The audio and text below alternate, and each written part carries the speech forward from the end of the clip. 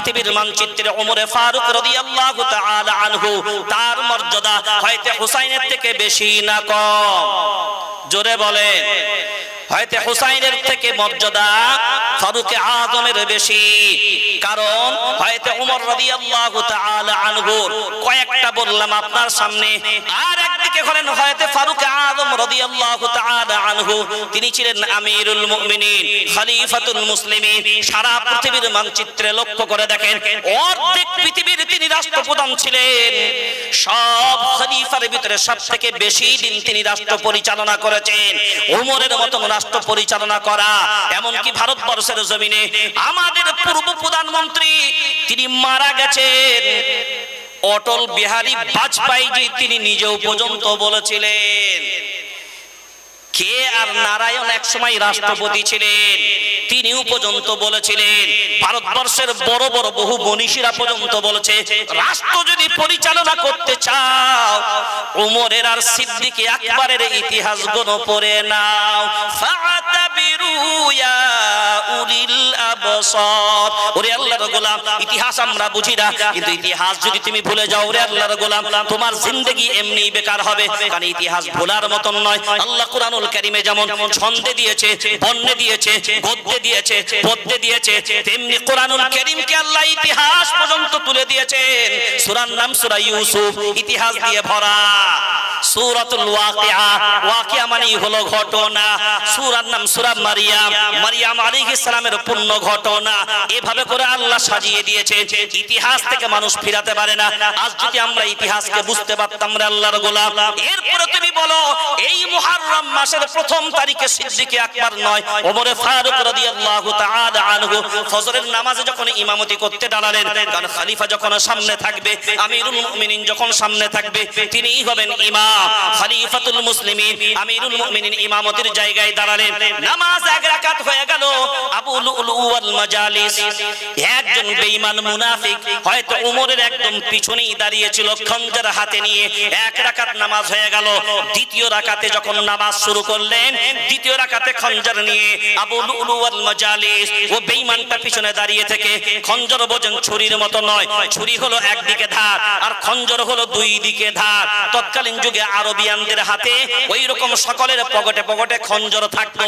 যেমন এখন ভারতবর্ষের জমিনে শিখ ধর্ম যারা অবলম্বী আছে, তাদের সকলের দেখবেন কোমরের কিনারায় হয় থাকবে তালোয়ার, না হলে একটা ছোট্ট ছুরা। ওটা ওদের ধর্মীয় ভাবে ওরা স্বীকৃতি পেয়েছে, ওরা থাকবে ওটা ওদের ভিতরে। তৎকালীন আরবের প্রত্যেকটা মানুষের কিনারায় ওই রকম খঞ্জর থাকতো। আবু লুলু ওয়াল মাজালিস খঞ্জর নিয়ে যখন ওমরের পিছনে দাঁড়িয়ে রয়েছে আল্লাহর গোলাম, দ্বিতীয় নম্বর রাকাতে আবু লুলু ওয়াল মাজালিস ওই বেঈমানটা সঙ্গে সঙ্গে করলো কি, ওই খঞ্জর নিয়ে ওমরে ফারুক রাদিয়াল্লাহু তাআলা আনহুর উপরে তিনটে আঘাত করলেন। বুকের মাঝখানে করলেন, এই রকম সাইডে করলেন, তল পেটে করলেন। শুধু খঞ্জর মেরেছে তা নয়, বেঈমানটা খঞ্জর গুলো মারার পরে এইভাবে ঢুকিয়ে আবার এরকম করে ঘুরিয়েছে, ঘুরিয়ে ঘুরিয়ে ঘুরিয়ে ঘুরিয়ে তিনবার খঞ্জর মারার পরে যখন ঘুরিয়েছে আল্লাহর গোলাম, ওমরে ফারুকের পেটের নাড়ি ভুঁড়িগুলো সব বার হয়ে গেল। নামাজ ওখানে বেহুশ হয়ে গেলেন। সাহাবীরা যখন আটকাতে গেল, ও খঞ্জর চালাতে চালাতে বেঈমান বাইরে বেরিয়ে আসছে, ওই খঞ্জরের আঘাতে আরো কয়েকজন সাহাবী ওখানে শহীদ হয়ে গেল।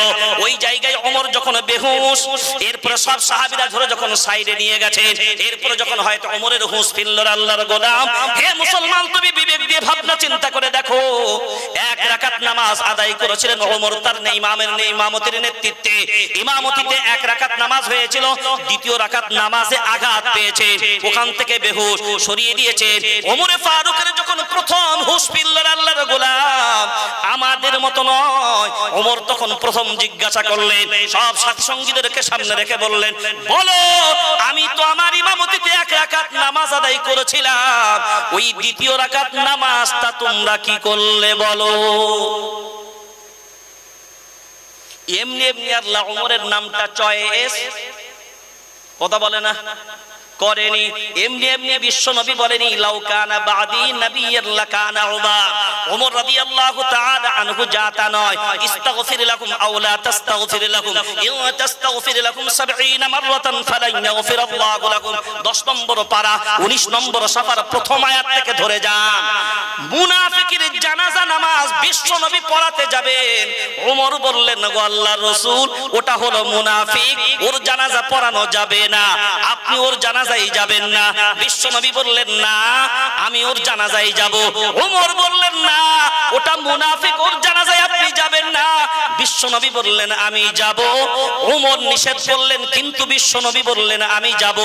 ওমরের নিষেধ হওয়াতে দেরি, আমার আল্লাহর কোরআনের আয়াত নাজিল হতে দেরি নয়। আল্লাহ সঙ্গে সঙ্গে বললেন ইস্তাগফির লাকুম আও লা তাস্তাগফির লাকুম ইন তাস্তাগফির লাকুম 70 মাররাতান ফালান ইয়াগফিরাল্লাহু লাকুম।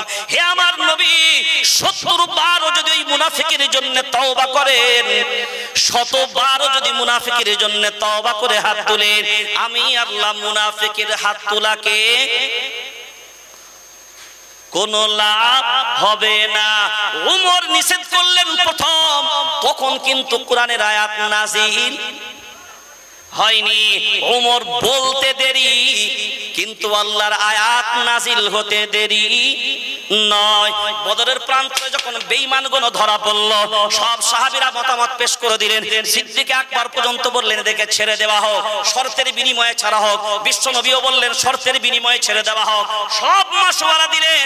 ওমর ফারুক রাদিয়াল্লাহু তাআলা আনহু বললেন না না, একটাও বেঈমানকে ছাড়া হবে না, সব কটাকে কতল করা হোক। ওমর যেমনি সিদ্ধান্ত ঘোষণা করলেন, আমার আল্লাহ সিদ্ধান্তের উপরে সাই দিয়ে সঙ্গে সঙ্গে কোরআনের আয়াত নাজিল করে দিলেন। পর্দার আয়াত প্রথমে নাজিল হয়নি, হয়তো ওমরের সিদ্ধান্তের উপরে পর্দার আয়াত নাজিল হয়েছে। কোরআনের এমন অনেক আয়াত পাবেন ওমরের সিদ্ধান্তের উপরে আল্লাহ কোরআনের আয়াত নাজিল করে দিয়েছে। এরপরে তুমি আমাকে বলো এই মুহররম মাস পড়লে হয়তো হোসেনের শাহাদাতের জন্য তুমি মাতম পালন করো, তুমি আমাকে বিবেক দিয়ে বলো মর্যাদার দিক দিয়ে ওমর বেশি না কম? দ্বিতীয় নম্বর আর একটা বাগিয়ে গিয়ে চলেন। বিশ্ব নবীর শ্বশুর ছিলেন সিদ্দিক আকবর আবু বকর সিদ্দিক রাদিয়াল্লাহু তাআলা আনহু, কিন্তু বিশ্ব নবীর শ্বশুর ছিলেন ওমর ফারুক রাদিয়াল্লাহু তাআলা আনহু। ওমরও ছিলেন বিশ্ব নবীর শ্বশুর। তাহলে শ্বশুর মানে আব্বা, বিশ্ব নবীর শ্বশুর আব্বা। এই দিক দিয়েও যদি মর্যাদায় যান, তাহলে বিবেক দিয়ে ভাবনা চিন্তা করে দেখেন, খলিফা তার মর্যাদা, নবুয়তের যোগ্যতা তার মর্যাদা, সিলেক্ট করেছেন আল্লাহ তার মর্যাদা। হয়তো ওমরের সিদ্ধান্তের উপরে কোরআন অবতীর্ণ হওয়া, এটাও একটা মর্যাদা। এত মর্যাদা পরেও সেই ওমর শহীদ হলো মুহররমের প্রথম তারিখে। ও মাতমওয়ালা বেটারা বিবেক দিয়ে বলো, হয়তো হুসাইনের শাহাদাতে যদি তুমি মাতম করো, শোক পালন করো, হয়তো ওমরের শাহাদাতে মাতম ভোগ পালন করো না কেন? কথা বলেন।